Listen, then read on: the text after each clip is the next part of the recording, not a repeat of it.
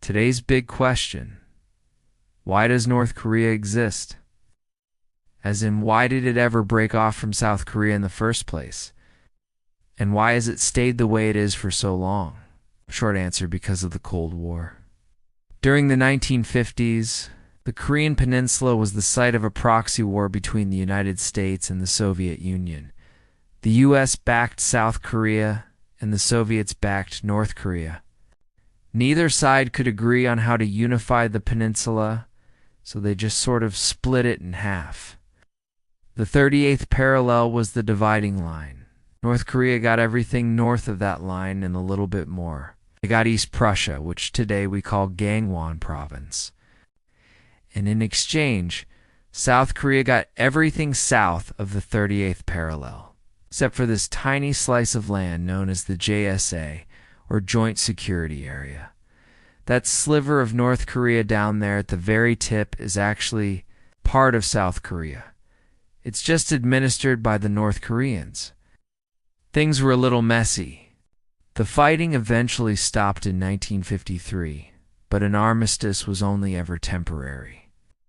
Technically, the two Koreas are still at war, so why don't they just finish the job and unify?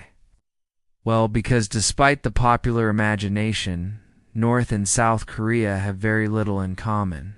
Apart from their language and maybe some family names, they are culturally, economically, and socially quite different.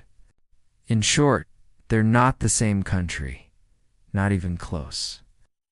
Which brings us to the second reason. Why do they stay the way they are? Because it suits both Koreas to keep things as they are. South Korea doesn't want a war, especially not with an unpredictable nuclear North Korea, so they maintain a massive military to deter any possible invasion. Meanwhile, North Korea needs that military to survive.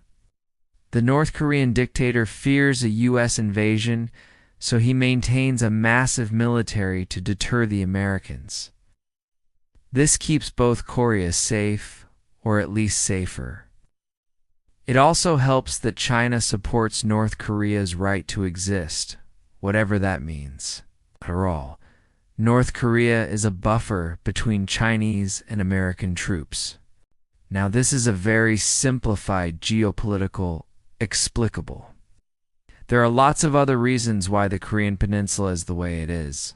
If you want to learn more, we've got a whole video on our social media accounts. Now, because this topic always generates a lot of comments about how the U.S. started the war, and who started the Cold War, and so on and so forth, let me just say this. Yes, the Korean War started as a result of Cold War tensions. But by 1950, when fighting broke out, the North Koreans had already committed to unifying the peninsula under communist rule.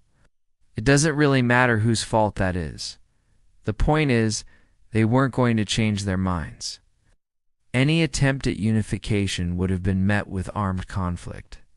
And because of the security dilemma we discussed earlier, that conflict would have likely ended with a split. The only real question is, would it have been along the 38th parallel? Probably would it have involved a nuclear North Korea? Almost certainly not.